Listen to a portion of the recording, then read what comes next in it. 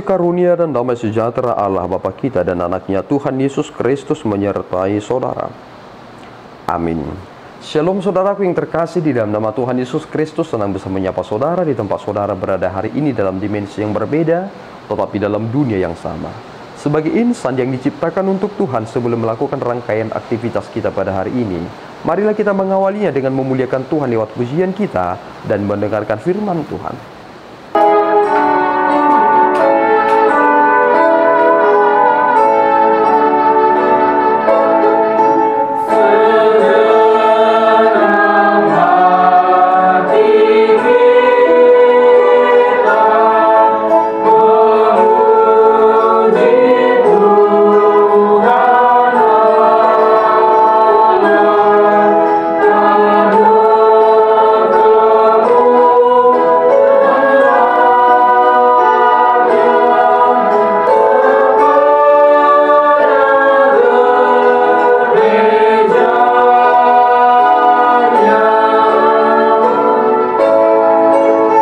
Pembacaan firman Tuhan pada hari ini diambil dari Mazmur 150 ayat 1. Haleluya, pujilah Allah dalam tempat kudusnya, pujilah dia dalam cakrawalanya yang kuat. Demikian pembacaan firman Tuhan. Saudaraku yang terkasih di dalam nama Tuhan Yesus Kristus, nats terakhir atau pasal terakhir dari kitab Mazmur, yakni Mazmur pasal yang ke-150, ternyata menyerukan kepada seluruh insan manusia supaya memuji Tuhan. Memuji Tuhan adalah hal yang paling sentral dalam hidup manusia. Mengapa menjadi sesuatu hal yang sentral dalam kehidupan manusia? Karena itu adalah respon yang benar. Jika saudara memuji Tuhan, ada respon yang benar di sana. Namanya juga memuji, berarti ada sesuatu hal yang dinaikkan, ada sesuatu hal yang ditinggikan. Jika saudara memuji Tuhan tidak dari hati terdalam, maka itu bukanlah pujian yang benar. Pujian yang benar adalah ketika kita dapat mengagungkan Dia yang maha tinggi, dan kita berada di dalam ranah hati yang benar-benar rendah. Dan Martin Luther pernah mengatakan bahwa ternyata pujian itu adalah bagian dari iman yang benar.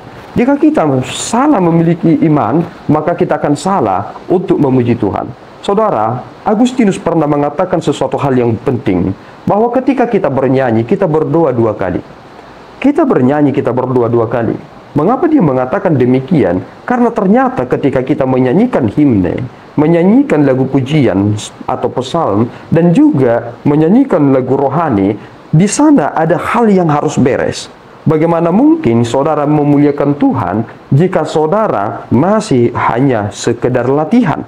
Latihan itu belum pada puncaknya. Orang-orang latihan untuk menunjukkan yang terbaik, dan yang terbaik itulah yang mereka tunjukkan, dan itulah yang mereka persembahkan. Sekarang kita bawa kepada ranah kehidupan kita, hal apa yang sudah saudara latih? Malahan Paulus mengingatkan kepada Timotius supaya dia melatih diri dalam beribadah. Tentu ibadah itu adalah bagian dari pelatihan. Jangan sampai saudaraku, kita membawa diri kita dengan segala carut marutnya yang tidak mau tahu apapun dan menganggap bahwa kita telah memuji Tuhan. Kita melihat apa yang disampaikan dalam teks ini, di mana posisi Allah, Dia dikatakan di tempat kudusnya dan dalam cakrawalanya yang kuat. Ini hanya ingin menegaskan tentang siapa yang kita puji. Jika kita memuji Allah yang benar itu, tentu kita harus memiliki dasar yang benar, karena Dia adalah Allah yang benar. Ingat bahwa Allah itu adalah api yang menghanguskan. Bagaimana mungkin aku orang yang berdosa ini dengan merasa legowo datang ke hadapan Tuhan, merasa tidak ada masalah, saudara akan terbakar. Makanya Yesus berkata bahwa akan ada waktunya orang menyembah Tuhan di dalam roh dan kebenaran. Kita dimurnikan, kita disucikan oleh Roh Kudus. Apakah saudara mampu berkata saudara adalah anak Tuhan? Jika bukan Roh Kudus yang berkata saudara adalah anak Tuhan, maka saudara tidak boleh sembarangan. Roh Kuduslah yang memurnikan segala sesuatunya. Firman Tuhan ini adalah yang diilhami oleh Roh Kudus. Ketika seseorang memuji Tuhan, itu juga adalah bagian dari ilham Allah. Dia mengerti mengapa dia harus memuji Tuhan, sehingga dia harus menunjukkan yang terbaik. Ada salah seorang komposer terbaik yang pernah ada, yang ternyata mempengaruhi musik gerejawi. Namanya adalah Johann Sebastian Bach. Setiap ia akan menciptakan lagu, dia akan memuliakan Tuhan. Dia berdoa, kemudian dia akan menandatanganinya, dan kemudian menuliskan dalam ciptaannya Soli Deo Gloria, bahwa semua ini adalah untuk kemuliaan Tuhan. Dia mempengaruhi musik gerejawi, dan ada sebuah cara ia untuk membuat notasi dalam musik gerejawi. Ada satu hal yang pernah diajarkan terkait tentang Johann Sebastian Bach. Dia memiliki istilah akord salib, bahwa ketika dia mengawali re, maka dia akan mengakhiri dengan re. Semua dia pakai dengan hikmat yang daripada Allah. Tentu dia ingin menunjukkan bahwasanya mengapa orang ketika menunjukkan orkestra, mereka berkata, kami menunjukkan sesuatu hal yang spektakuler. Mengapa kita tidak menunjukkan hal yang demikian kepada Allah? Padahal Allah berhak menerima segala sesuatu yang baik. Mari saudaraku memuji Tuhan dengan sungguh-sungguh benar dan sungguh-sungguh baik. Bukan sesuatu hal yang terpaksa, tetapi penuh dengan gairah, karena kita adalah orang-orang yang telah diperbaharui. Tuhan Yesus memberkati kita berdoa. Ya Tuhan, kami bersyukur atas berkat-Mu. Terima kasih Bapa atas anugerah yang boleh kami terima dalam kesempatan yang baik ini. Pujian yang kami sampaikan kepadamu ya Tuhan adalah bagian dari sukacita kami. Engkau adalah Allah yang tak terselami. Engkau adalah Allah di tempat yang maha kudus.